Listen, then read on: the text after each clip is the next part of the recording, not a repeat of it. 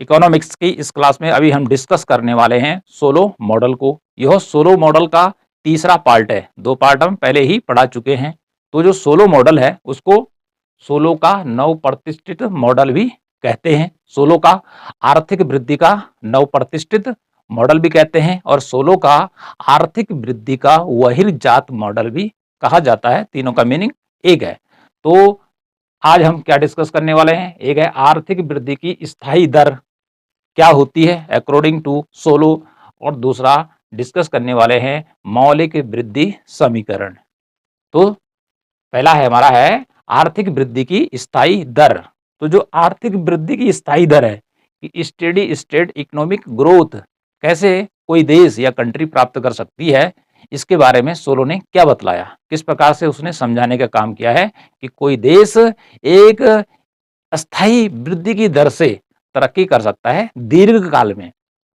तो आर्थिक वृद्धि की स्थायी दर के लिए उसने 2 शर्तें बताई है। यदि कोई देश इन दोनों शर्तों को प्राप्त कर लेता है तो वह देश एक स्थायी आर्थिक विकास की दर से आगे बढ़ सकता है। माना वो आर्थिक विकास की दर 7% भी हो सकती है या 5% भी हो सकती है उदाहरण के लिए।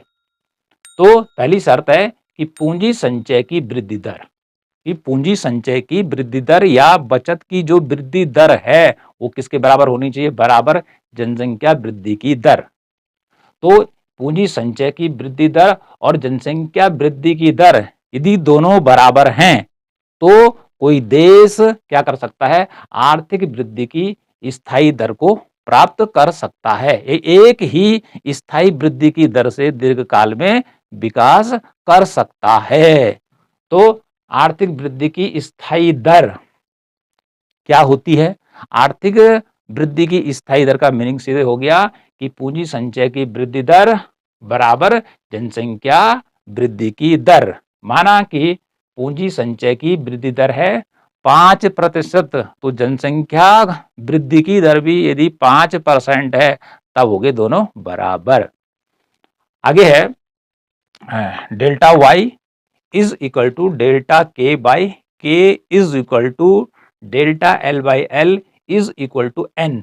इसका मीनिंग क्या होता है, तो सबसे पहले समझ लेते हैं कि यदि ए बराबर ए होता है, ठीक है जी, दोनों क्या होते हैं, बराबर होते हैं, ठीक है, अर्थात एक ही दर से क्या करते हैं, वृद्धि करते हैं। तो ऐसे स्थिति में जो राष्ट्रीय आय में क्या होगा, परिवर्तन होगा, ठीक है जी, राष्ट्रीय आय में जो वृद्धि होगी वह एक स्थायी दर से होगी।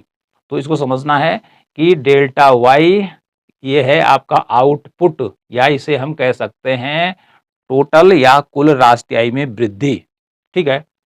ये डेल्टा के क्या बतलाता है, के में से अर्थात कैपिटल में से डेल्टा के बतलाता है कि डेल्टा के में अर्थात पूंजी में कितनी वृद्धि हुई है। ये लेबर है तो ऊपर डेल्टा एल लिखा है, तो इस लेबर में से कुल लेबर में कितनी वृद्धि हुई है अर्थात जनसंख्या कितनी बढ़ी है, और बराबर एन। एन ये जो सांकेतिक अक्षर है 1% का सांकेतिक है, अर्थात ये प्रतिशत या किसी दर को बतलाने का सांकेतिक अक्षर है। और ये कुछ भी हो सकता है, ये 7 भी हो सकता है, 6 भी हो सकता है, 5 भी हो सकता है।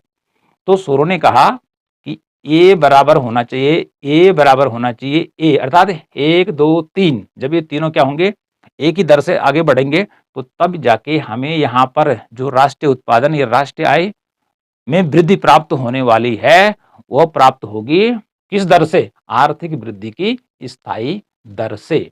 अब कैसे, जो एन है, एन जो मैंने पहले बताया एक सांकेतिक अक्षर है और ये रेट को बतलाने का काम करता है, अर्थात कैपिटल में चेंज हो रहा है या कैपिटल में जो बदलाव हो रहा है उसका परसेंटेज है 5%। तो एन हो गया 5% इसके लिए, कैपिटल के लिए। तो लेबर में भी जो वृद्धि हो रही है वो 5% ही होनी चाहिए, तो तब जाके क्या होगा, एक स्थायी दर से क्या होगा, किसी देश की राष्ट्रीय आय बढ़ने का काम करेगी। अब जब जो राष्ट्रीय आय यहाँ पे मिलेगी यदि हम उसको एल से डिवाइड कर देंगे अर्थात श्रमिक से या श्रमिकों की संख्या से डिवाइड कर देंगे तो मिलती है प्रति व्यक्ति आय। तो इसी को आगे लिखा है कि प्रति वर्ष क्या होगा कि ये तीनों क्या होते हैं, बराबर होते हैं, तो ऐसी स्थिति में पर कैपिटा इनकम, प्रति व्यक्ति आय बराबर रहेगी या समान रहेगी। तो कुल मिलाकर आर्थिक वृद्धि की स्थायी दर के लिए क्या आवश्यक है, इसको आपने याद रखना है। जो एन है ये एक दर को बतलाने का काम करता है, एन, ठीक है, नंबर को बतलाने का काम करता है। तो ये हो गया आर्थिक वृद्धि की स्थायी दर का मीनिंग, और ये किस प्रकार से प्राप्त हो सकती है हमने ये बतलाया आपको। दूसरा है मौलिक वृद्धि समीकरण। सोलो का मौलिक वृद्धि समीकरण क्या है? तो सोलो का जो मौलिक वृद्धि समीकरण है, ठीक है, उसको प्राप्त करने के लिए काफी आगे जाना हमें पड़ेगा अभी, लेकिन आपको बतला देते हैं कि जो सोलो का फंडामेंटल ग्रोथ इक्वेशन है वो ये है, ये है एस वाई। एस छोटा लिखना है और वाई क्या होगा, बड़ा होगा। तो एस क्या बतलाता है, एस हमारी बतलाने का काम करता है बचत प्रवृत्ति को, ठीक है जी, क्या बतलाता है, सेविंग प्रोपेंसिटी को बतलाने का काम करता है। और वाई जो है ये आय को बतलाने का काम करता है। तो मान लीजिए राष्ट्रीय आय 100 रुपया है, तो 100 रुपये में से जो एस है कितनी बचत होती है, इसका एक फिक्स रेशियो होता है, अर्थात स्थिर दर से क्या होता है, बचत होता है। ऐसा नहीं कि कभी 25% बचत हो गया, कभी 10 हो गया, कभी क्या हो गया 15 हो गया, ऐसा नहीं, कि टोटल जो वाई है अर्थात टोटल जो राष्ट्रीय आय का कितना भाग बचत होता था। मान लेते हैं कि टोटल जो राष्ट्रीय आय वह 100% है और बचत होती है मानना 20%, तो एस दिखाएगा बचत को, ठीक है जी, कितना 20% को। तो इसको छोटा लिखना है, वाई को बड़ा को बराबर, कोष्टक के अंदर एन प्लस डी और भाग लिखेंगे के। एन अब क्या होगा कि एन दर से ये भी बढ़ना चाहिए, कैपिटल भी बढ़ना चाहिए, और एन ही दर से लेबर में भी वृद्धि होनी चाहिए। तो दोनों को बतलाने का काम क्या करेगा, एन करेगा, अर्थात जनसंख्या में वृद्धि और पूंजी में वृद्धि जो बतलाने का काम करेगा वो एन करेगा, प्लस डी, डी का मतलब होता है डेप्रिसिएशन, अर्थात ये मूल्य ह्रास को बतलाने का काम करेगा। और भार है कैपिटल, के फॉर कैपिटल।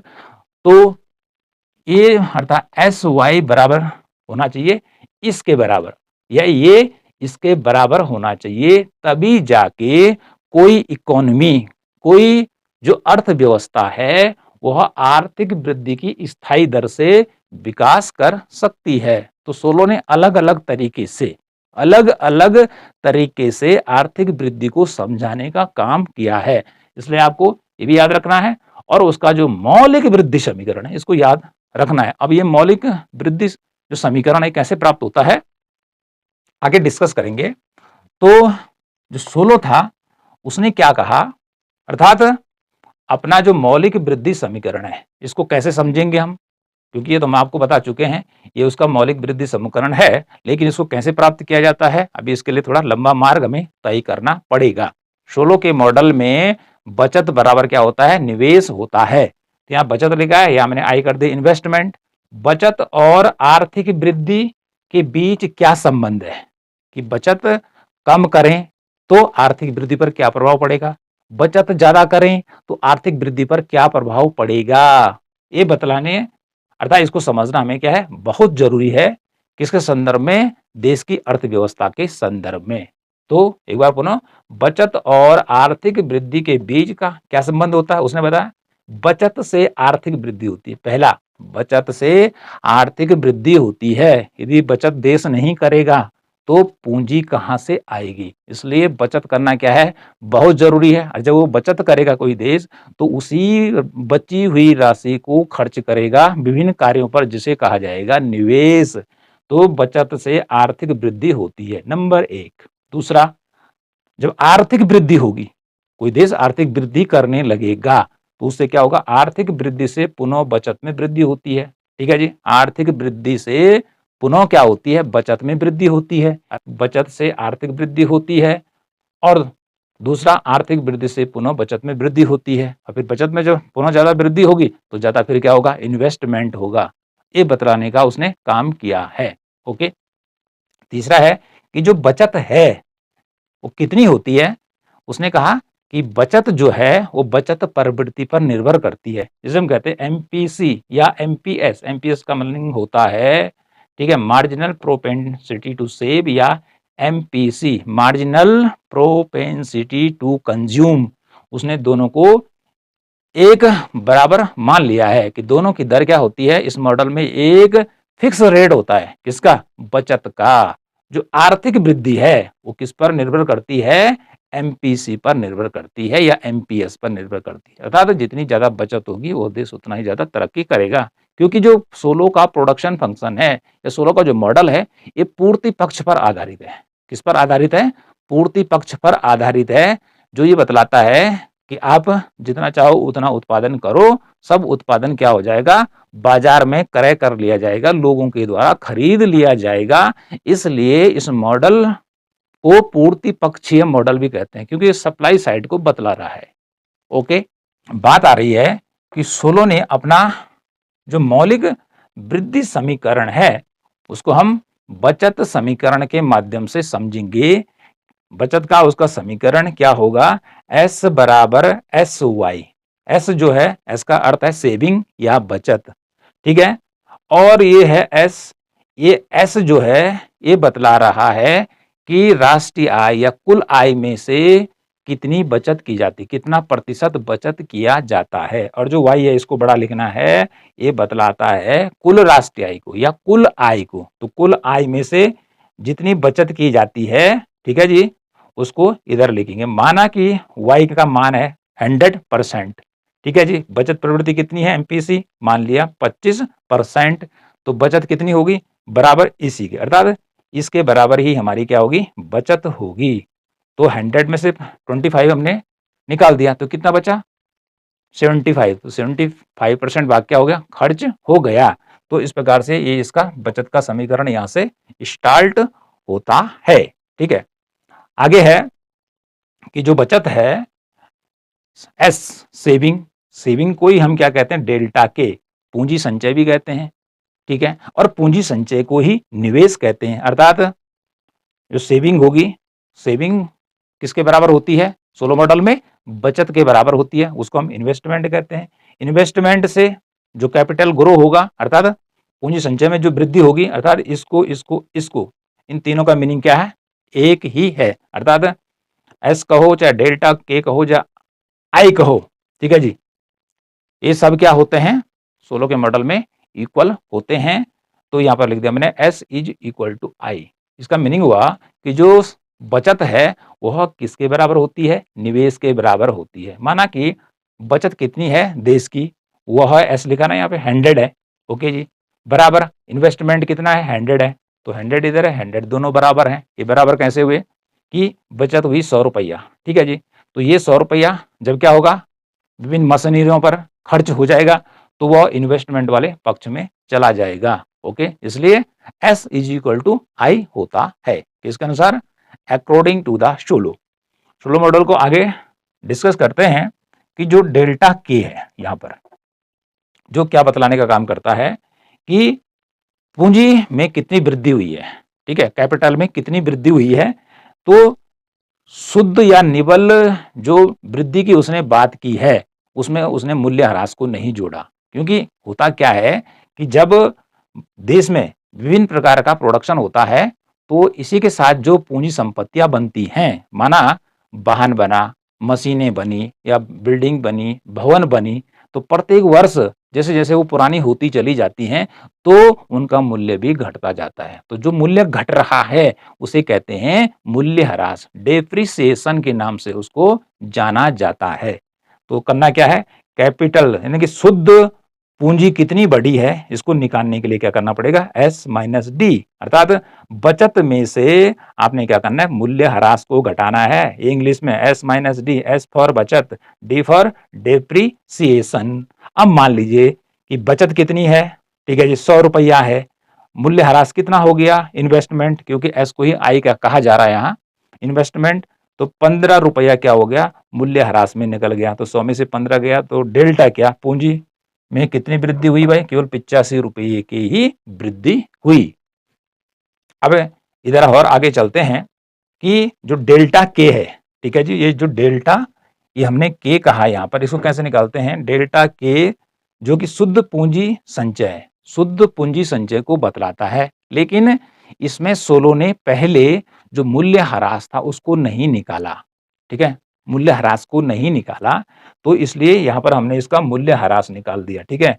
तो तब हो जाएगा delta K is equal to बचत ऋण मूल्य ह्रास, और गणितीय भाषा में आपको बता दिया बचत हुई 100 रुपया, 100 रुपये में से मूल्य ह्रास घटा दिया माना 15 रुपया, तो कुल मिलाकर कैपिटल में शुद्ध रूप से जो वृद्धि हुई वह 85 रुपये हुई।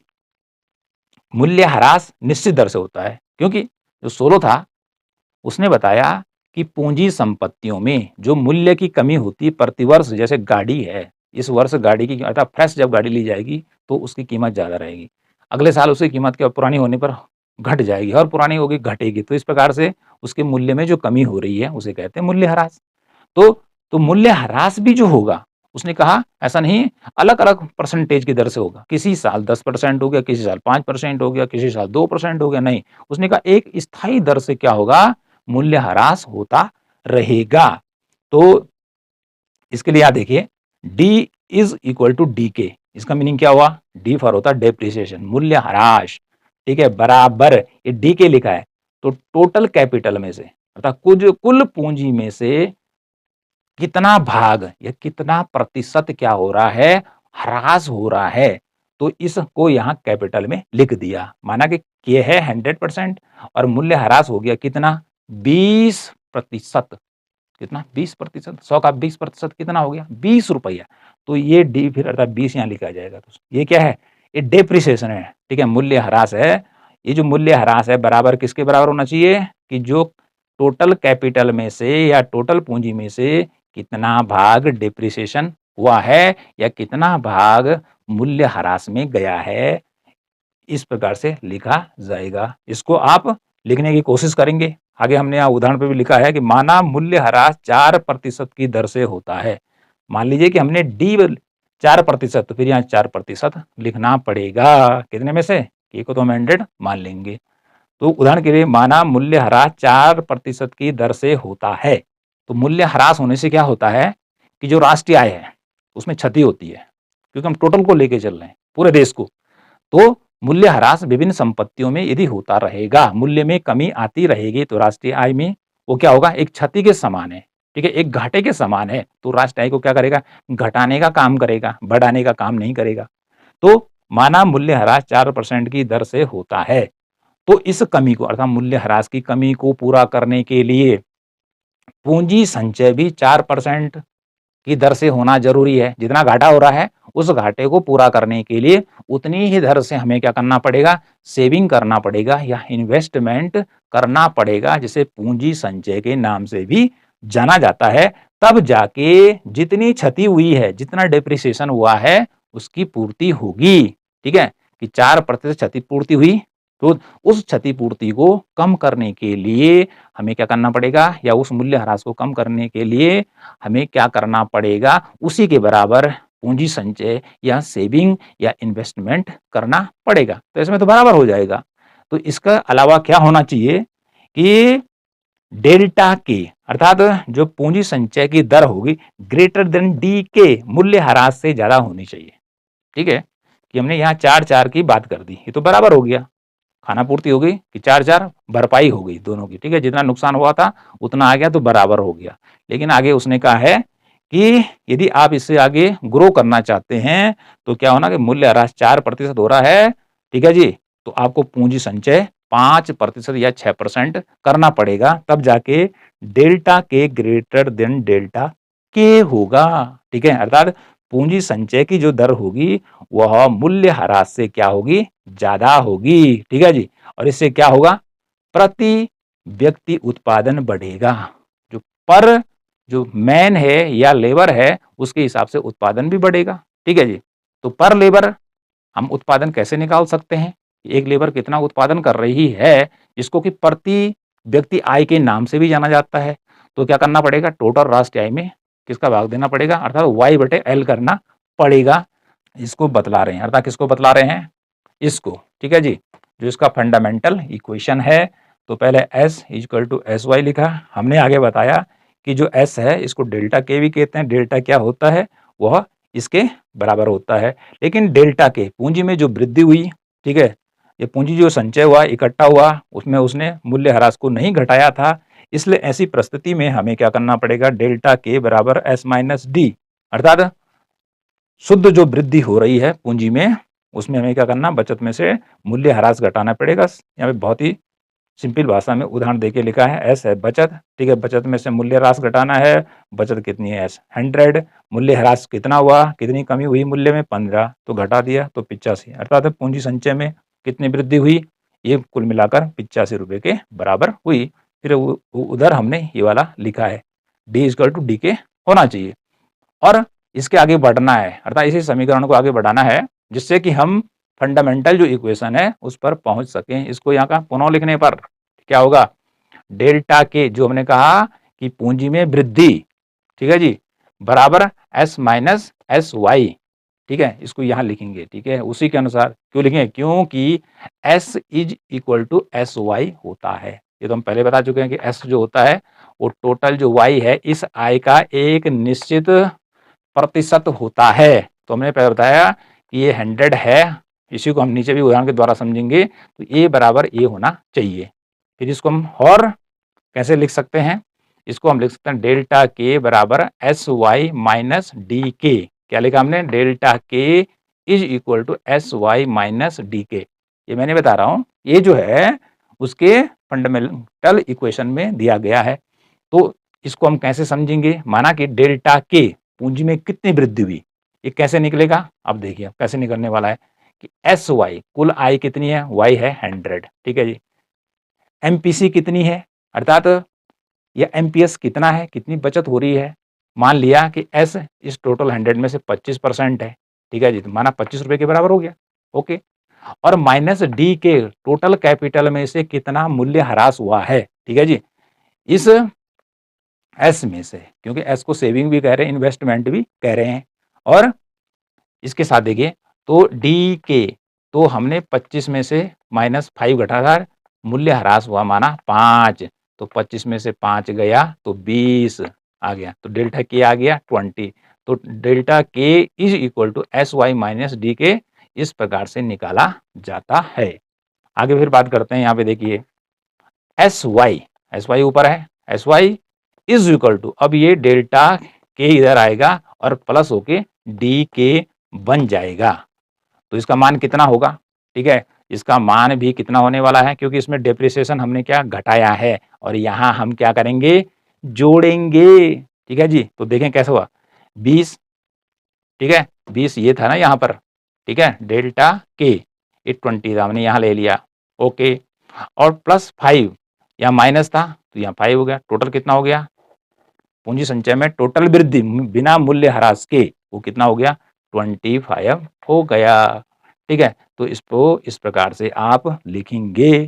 फिर आगे बढ़ते हैं, आगे क्या करना आपने, एस वाई, अर्थात एस वाई जो है यहाँ नीचे उतारना है बाएं भाग में बराबर, और हमारा जो डेल्टा के है ये वाला, इसको हमने क्या करना है, इसको के से मल्टीप्लाई करना है, किससे करना है, के से, कैपिटल से मल्टीप्लाई करना है, के जो दर्शाता है वो किसको दिखाता है, पूंजी को दर्शाता है, तो के से इसको मल्टीप्लाई करना है और के से ही इसमें भाग देना है। तो कैसे देंगे, देखिए ये लिखना है इज इक्वल टू, हमने कहा के से इसको मल्टीप्लाई करना है, तो के हमने यहाँ पे इसलिए लिखा है कि आपने इसको के से मल्टीप्लाई, के यहाँ पे लिखा, तो ये फिर उसके बाद डेल्टा के यहाँ उतार दिया और भाग देने के लिए नीचे लिख देंगे के, तो हो गया के गुणा डेल्टा के बाई के, ओके, और बाकी आगे क्या लिखना है, प्लस डी के, इतना हो गया, ठीक। तो अब कैसे, ये जो दिखा रहा है एस वाई, ये दिखाता है बचत को, क्या दिखाता है, बचत को दिखा रहा है, या इसी को हम कहेंगे यह निवेश को भी दिखा रहा है, क्योंकि बचत बराबर निवेश होता है, जैसे हमने आगे बताया था कि बचत बराबर निवेश, अर्थात जितनी बचत की जाती है उसको यदि हम खर्च कर देते हैं विभिन्न मशीनों के निर्माण पे, भूमि भवन सड़क बनाने में, तो निवेश की राशि बन जाती है, तो निवेश के लिए बचत जरूरी है, ठीक है जी, निवेश के लिए बचत जरूरी है।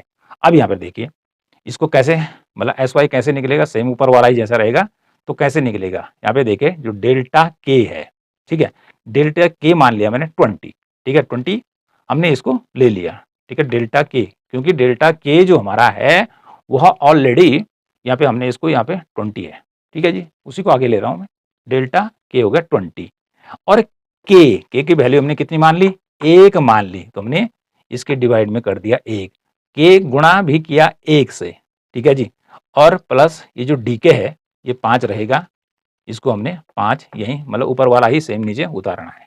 तो एक बार पुनः जो एस वाई है ऊपर वाला नीचे लिया बराबर इस डेल्टा के को हमने क्या करना है, के से गुणा करना है और के से ही भाग देना। तो यहाँ से देखेंगे गुणा करना यहाँ से होगा, तो यहाँ पर के लिखेंगे, ऊपर डेल्टा के बाई के, ठीक है जी, इसका भाग इसमें दिया जाएगा प्लस ये डी एक्स हो जाएगा।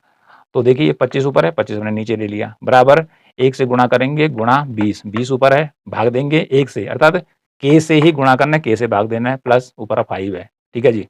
तो क्या होगा आगे देखेंगे हम कि 1 से 100 क्या हो जाएगा, कट हो जाएगा, ओके जी। तो कितना बचा 20, 20 में 5 जोड़ेंगे तो कितना हो गया 25, 20 में 5 जोड़ा तो कितना हो गया 25, ओके जी। तो अब डेल्टा जो के है, जो पूंजी में जो वृद्धि हो रही है वो किसके बराबर हुई, ठीक है जी, वह सांकेतिक अक्षरों में रहेगा, हमारा जो डेल्टा के होगा वह n% के बराबर इसमें वृद्धि हुई, किसके बराबर वृद्धि हुई, n% के बराबर वृद्धि हुई, सांकेतिक अक्षर है, ओके। तो मौलिक वृद्धि समीकरण आगे और किस प्रकार से बनेगा, क्योंकि हम डेल्टा के को अब हम n भी लिख सकते हैं, ठीक है जी, डेल्टा के को अब हम n भी लिख सकते हैं, क्योंकि पूंजी में वृद्धि जो हो रही है वह हमने मान ली कि n% की दर से बढ़ रही है।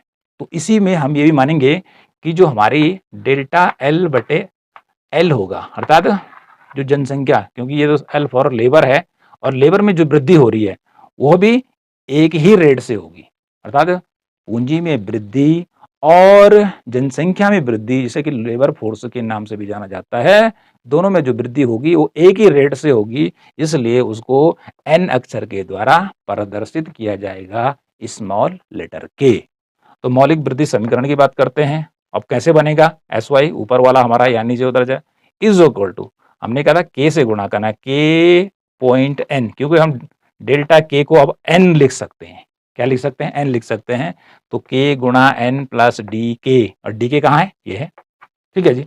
कैसे, अब इसको समझना है कि हमने 1 मान लिया था यहाँ पे, ठीक है जी, 1, उसके बाद हमने यहाँ पे मान रखा है 20, तो ये 20 आ गया, प्लस इधर जो डेप्रिसिएशन था, मूल्यह्रास 5 था, तो 20 से कम को 20 और 5 25, तो कुल मिलाकर ये हमारा आउटपुट कितना आ रहा है, तब भी 25 ही आ रहा है।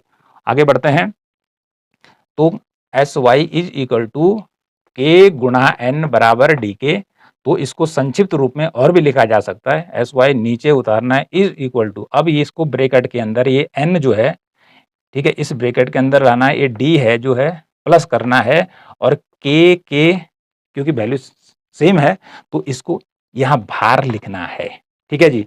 तो ये फाइनल क्या हो गया, 16 का मौलिक वृद्धि समीकरण प्राप्त हो गया। तो जो मैंने पहले बताया था आपको, अर्थात स्टार्टिंग में बताया था कि 16 का जो मौलिक वृद्धि समीकरण है ये है, तो ये तो हमने बता दिया था यहाँ आपको, लेकिन उसको प्राप्त करने के लिए इतना लंबा रास्ता हमें तय करना पड़ा। रास्ता बहुत सरल है, इसको बार बार हमें क्या करना पड़ेगा, रिपीट करना पड़ेगा, तब जाके आसानी से हमारी समझ में आ जाएगा। अब ये क्या बतलाता है कि S Y is equal to N plus D और ब्रैकेट के बाहर के, इसका मतलब है कि ये बराबर ए होना चाहिए, ठीक है जी, ये बराबर ए होना चाहिए। यदि ये दोनों जहां पर बराबर होते हैं, जिस पॉइंट पर बराबर होते हैं, वहां पर आर्थिक वृद्धि की स्थायी दर का बिंदु प्राप्त होगा, किसके अनुसार, अकॉर्डिंग टू सोलो। तो यहां पर कह सकते हैं कि इस समीकरण, ये फाइनल समीकरण है, इसको याद रखना है, ठीक है, वहां पर भी बताया था, मौलिक वृद्धि समीकरण के अनुसार बचत, ये जो बचत को बतला रहा है, और जनसंख्या जो n है वो जनसंख्या को भी बतलाने का काम कर रहा है, और कैपिटल में वृद्धि और जनसंख्या में वृद्धि दोनों को बतलाने का काम कर रहा है। क्यों कि दोनों में जो वृद्धि हो रही है वो किस दर से हो रही है, n दर से हो रही है, ठीक है जी। तो ये क्या कहता है, मौलिक समीकरण के अनुसार बचत और जनसंख्या वृद्धि की दर समान होनी चाहिए। यदि ये बराबर ए रहेगा तब जाके क्या प्राप्त होने वाला है, आर्थिक वृद्धि की स्थायी दर कोई देश प्राप्त कर सकता है। तो आज के टॉपिक में हमने सोलो मॉडल में क्या बतलाया आपको, हमने बतलाया कि आर्थिक वृद्धि की स्थायी दर, ठीक है। तो आर्थिक वृद्धि की स्थायी दर के लिए ये आपको जरूर याद रखना है, ठीक है, ये वाला जरूर याद रखना है। उसके बाद हमने आपको बताया उसका कि बचत समीकरण, ठीक है। जो बचत होती है तो वो किस में से होती है, आय में से तो होती है, आय में से ही बचत होती है और आय में से ही व्यक्ति क्या करता है, खर्च भी करता है। तो ये वाली इक्वेशन भी आपको याद रखनी है। तो जहां पर ए बराबर ए होगा, ठीक है, इसको आगे हम डायग्राम के माध्यम से भी समझेंगे कि कहां पर ए बराबर होता है। तो जहां पर ये बराबर होंगे जिस पॉइंट पर, वहां पर आर्थिक वृद्धि की स्थायी दर प्राप्त होने वाली है। यहीं पर मौलिक वृद्धि समीकरण को हमने क्या किया, अर्थात इसको तो हमने लास्ट में प्राप्त किया। तो हमने ये सारी चीजें आपको यहाँ बतलाई हैं और चलते चलते हम, ठीक है, जो हमने पहले बताया था उसको हमने यहाँ प्राप्त किया। तो इन दोनों का बराबर होना क्या है, जरूरी है।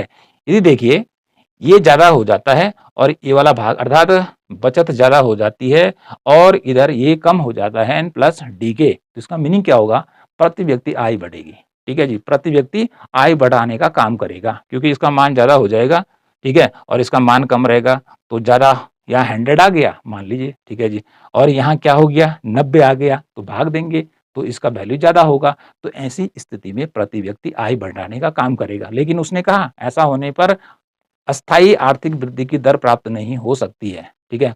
उसने एक ही बताया कि ये दोनों बराबर होने चाहिए, ये ग्रेटर देन इससे होता है तो तब जाके आर्थिक वृद्धि की स्थायी दर को प्राप्त नहीं कर सकते हैं। इसका उल्टा क्या होगा, n+d के, ये ज्यादा हो जाता है और ये कम रहता है। माना कि देखिए ये 100 हो जाता है, ठीक है जी, और ये 80 हो जाता है। तो ऐसी स्थिति में इधर वाला भाग कम हो जाएगा। तो ऐसी स्थिति में राष्ट्रीय आय या प्रति व्यक्ति आय घटेगी, ठीक है, घटने का काम करेगी। एक जगह हमने कहा ए ग्रेटर देन ए, तो क्या होगा, प्रति व्यक्ति आय बढ़ेगी। दूसरी जगह बताया हमने ये क्या होगा, ND+K ग्रेटर देन, इससे ज्यादा होगा तो ये प्रति व्यक्ति आय या राष्ट्रीय आय को घटाने का काम करेगा, राष्ट्रीय उत्पादन को घटाने का काम करेगा। तो दोनों स्थितियों में आर्थिक वृद्धि की जो स्थायी दर जो उसने बताई है उसको प्राप्त नहीं कर सकते हैं। तो आर्थिक वृद्धि की जो स्थायी दर है वो कब प्राप्त कर सकते हैं, जबकि SY बराबर n+d के होगा। नेक्स्ट वीडियो में फिर मिलते हैं सोलो के मॉडल में।